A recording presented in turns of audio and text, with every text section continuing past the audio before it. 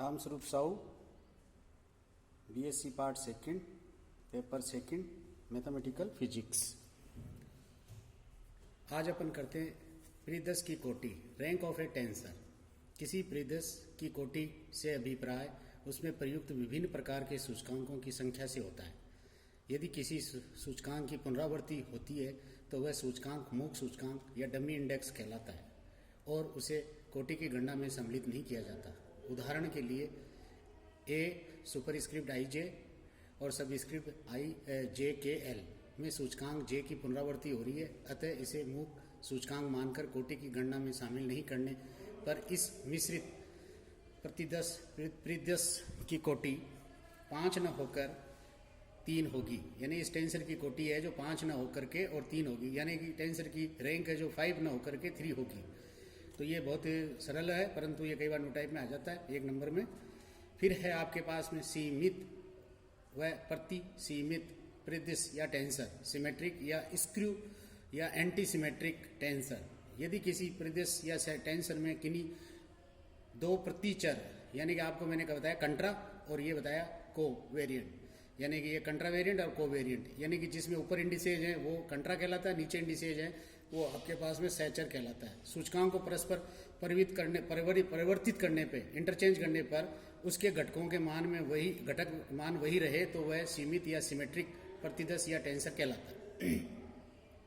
अब आप देखिए आपके पास में जैसे एक एग्जाम्पल लिखा है नीचे कि ए सुपरस्क्रिप्ट आई जे के और सबस्क्रिप्ट है एल और एम। तो यहां मैं कह रहा हूं एंटी यानी कि आपके पास में कंट्रा वेरिएंट के लिए कंट्रा वेरिएंट सूचकांक आई और जे के सापेक्ष सीमित है, यानी कि सिमेट्रिक है। आई और जे है जिसके अंदर अगर मैंने इंटरचेंज किया, देखो यहाँ आई जे लिखा है तो यहाँ जे आई लिखा है, तो this is called symmetric and कंट्रा variant. और ये आपके पास में कोवेरिएंट का एग्जाम्पल लिखा है एल और एम को लिखा है, तो ये कह रहा है कि मैंने यहाँ एम और एल कर दिया, तो ये कह रहा है कि कोवेरिएंट का सूचकांक है वह एल और एम के सापेक्ष आपके पास में सिमेट्रिक है।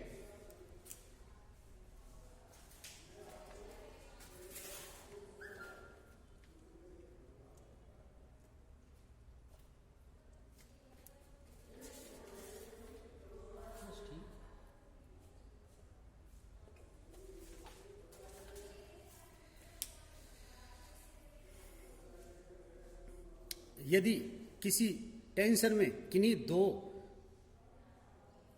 कंट्रावेरिएंट या कोवेरिएंट सूचकांकों में परस्पर परिवर्तित करने पर उसके घटकों के चिन्ह बदल जाते हैं तो वह स्क्रू या एंटी सिमेट्रिक टेंसर कहलाता है। जैसे यहाँ लिखा वो का वही एग्जाम्पल लिया, परंतु इंटरचेंज करके दिखाया कि आपके पास में ए सुपरस्क्रिप्ट आई जे के और सबस्क्रिप्ट है एल एम।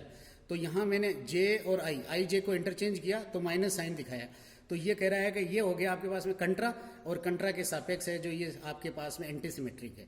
फिर आप एलएम यानी कि को के लिए ले लीजिए, तो को वेरिएंट के लिए सूचकांक आपके पास में क्या कह रहा है, ये एल और एम है, यहाँ एल है ये और के सापेक्ष ये आपके पास में एंटी सिमेट्रिक है। तो यहाँ अपने पास में क्या चीजें आई, ये बहुत ही जरूरी है। क्यों है जरूरी कि कई जगह मैथमेटिक्स में आपको ये इंटरचेंज करने पड़ते हैं और इस समय ये फंडामेंटल है तो आपको ध्यान देना चाहिए। अब है प्रतिदर्श या टेंसरों की मूलभूत संक्रियाएं। ये आपको इसलिए सीख लो कि बाद में मौका नहीं मिलेगा और आगे फिजिक्स में जो एमएससी करना चाहता है या मैथमेटिकल फिजिक्स में आपको ये बहुत ही सरल है। और कुछ मैंने शुरू से ही जोर दिया है कि आप इनको पकड़े रखें, कौन से पॉइंट को क्या पकड़ना है, वही बात यहाँ देखनी है और कुछ नहीं है। 2 या 2 से अधिक टेंसरों जिनकी कोटि या रैंक प्रारूप या तो कंट्रावेरिएंट होगी या आपके पास में कोवेरिएंट प्रकार की होगी, सूचकांकों की संख्या समान हो तो उनके योग द्वारा उसी कोटि या उसी प्रारूप का आपके पास टेंसर प्राप्त होता है। योग संक्रिया में क्रम विनिमय और सहचर्य का नियम का पालन होता है। यदि आपके पास में एक एग्जाम्पल लिया है कि आई जे सुपरस्क्रिप्ट और के सबस्क्रिप्ट और एक बी आई जे सुपरस्क्रिप्ट और के सबस्क्रिप्ट, 2 समान कोटि 3 समिश्र यानी कि इसकी कोटि 3 है और ये मिक्स्ड टेंसर है जो योग संक्रिया द्वारा आपको ये प्रूव करना है कि सी की पावर सी सब सुपरस्क्रिप्ट आई जे और सबस्क्रिप्ट है जो आपके पास में के, तो ये आएगा इक्वल टू ए सुपरस्क्रिप्ट आई जे और सबस्क्रिप्ट के प्लस बी सुपरस्क्रिप्ट आई जे और सबस्क्रिप्ट के।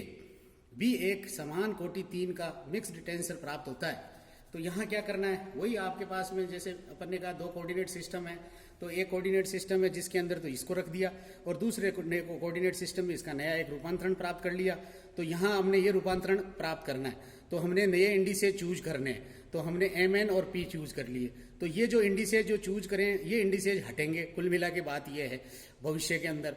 तो अभी देखो क्या करता है, ये कह रहा है ए बार आपके पास है सुपरस्क्रिप्ट MN ले लिया और सबस्क्रिप्ट P ले लिया। तो जैसे ही P आया तो मैं P को यहाँ ले जाऊं और P का बार लिख दूं। देखो बार वाला मैंने ये नीचे वाला ही पकड़ा पहले, और ऊपर वाले में तो कुछ नहीं करना, बार वाला है तो बार वाला लिख दिया दोनों।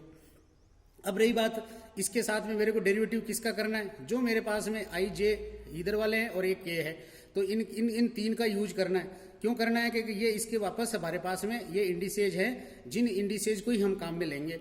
तो आपके पास में देख लीजिए del x bar M upon del x I और del x bar N upon del x J और del x K upon del x bar P।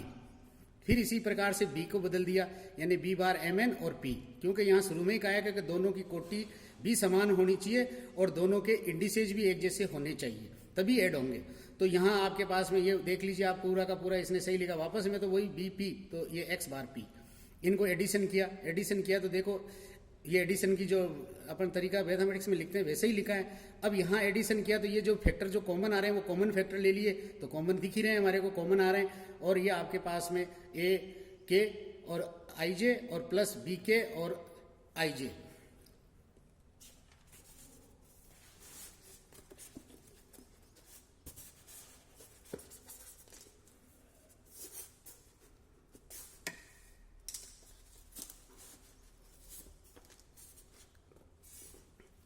तो बहुत बढ़िया। अब जो इधर वाला जो पार्ट था, जो प्लस वाला था, उसको देखो C लिख दिया मैंने, डिफाइन कर दिया जो हमें प्रूव करना था। तो C बार MN और P, और आपके पास में वो की वही रेंज देखो जो पहले लिखी थी वैसी की वैसी आ गई, और C IJ और K लिख दिया। तो ये इसी स्ट्रक्चर को कह रहा है कि आपका जो C IJ K है अतः एक समान कोटि व समान प्रारूप का टेंसर होगा, क्योंकि इसका ट्रांसफॉर्मेशन बिल्कुल वैसे ही हो रहा है जैसे रैंक 3 का मिक्स टेंसर होता है, उसकी ट्रांसफॉर्मेशन होती है जैसे। अब है जो आपके पास में माइनस वाला सबस्ट्रक्शन ऑपरेशन, सबस्ट्रक्शन में हमें जहां प्लस किया है वहां माइनस करना है और समान ही रैंक होनी चाहिए, और आपके पास में IJ K है जो सेम होने चाहिए। अब आइए आपके पास में बाह्य गुणनफल यानी कि आउटर मल्टीप्लीकेशन, तो ये कह रहा है किन्हीं 2 टेंसरों के बाह्य गुणनफल द्वारा भी एक टेंसर भी प्राप्त होता है जिसकी कोटि उन टेंसरों के योग के बराबर होती है। ये साधारण गुणनफलन के समान ही होता है, यानी कि 2 को मैंने मल्टीप्लाई किया, सपोज करो ये एग्जांपल लिया इसने। तो ये कह रहा है कि पहला आपके पास में एक यहाँ रखा हुआ है और एक है जो मिक्स टेंसर है जो दूसरा ये रखा हुआ है, तो एक थर्ड का है एक 2 का है, यानी कि इनके पास में रैंक 2 और 3 है, मिश्रित टेंसर है। अब इनको कह रहा है मल्टीप्लीकेशन करना, तो मल्टीप्लीकेशन ऐसे सीधा अपन मल्टीप्लीकेशन आगे जाके करेंगे वो कहलाएगा जिसको हम कहते हैं कि साहब ये डॉट प्रोडक्ट टाइप का मल्टीप्लीकेशन है टेंसर का। पर यहाँ अगर मान लीजिए मेरे पास टेंसर है, मिक्स टेंसर है, तो उनका मल्टीप्लीकेशन करने के लिए उनकी ट्रांसफॉर्मेशन लिखनी है जैसे पहले लिखी थी। तो वापस देखो एक के जो मैं आपको के बारे में बार बार कह रहा था नीचे की ओर चला गया और आपके पास में बार वाला लिख दिया, BM तो BM का बार वाला लिख दिया, इसमें तो 2 ही आने इसमें 3 आने। अब इसका देखो मल्टीप्लीकेशन किया अपन, इसको पढ़ेंगे। तो ये मल्टीप्लीकेशन किया तो A बार IJ और K और B बार L और M, तो यहाँ पूरा का पूरा ये डेरिवेटिव पार्ट है जिसको अपन ने लिख दिया। और यहाँ देखो ये वापस वो इंडिसेज जो आपको ओरिजिनल जो काम करना है उनको ही लिखनी है। तो यहाँ ये कह रहा है कि आपके पास में ये जो मल्टीप्लिकेटिव टर्म है, इस मल्टीप्लिकेटिव टर्म को मैं कंबाइंड टर्म लिख देता हूँ CPQS और RT, और इसको लिख देता हूँ CIJL और KM। तो ये कह रहे हैं कि ये जो प्रतिदश है मल्टीप्लिकेशन के साथ में अगर किसी 2 टेंसरों को मल्टीप्लीकाई किया जाए, मिक्स टेंसर को इसलिए कर दिया कि आपको कंट्रा और को वाले को एक एक को करना पड़ता है, इसने मिक्स करके ये साबित कर दिया। तो ये कह रहे हैं कि ये वैसे ही ट्रांसफॉर्म होता है जैसे रैंक 5 का एक टेंसर ट्रांसफॉर्म होता है।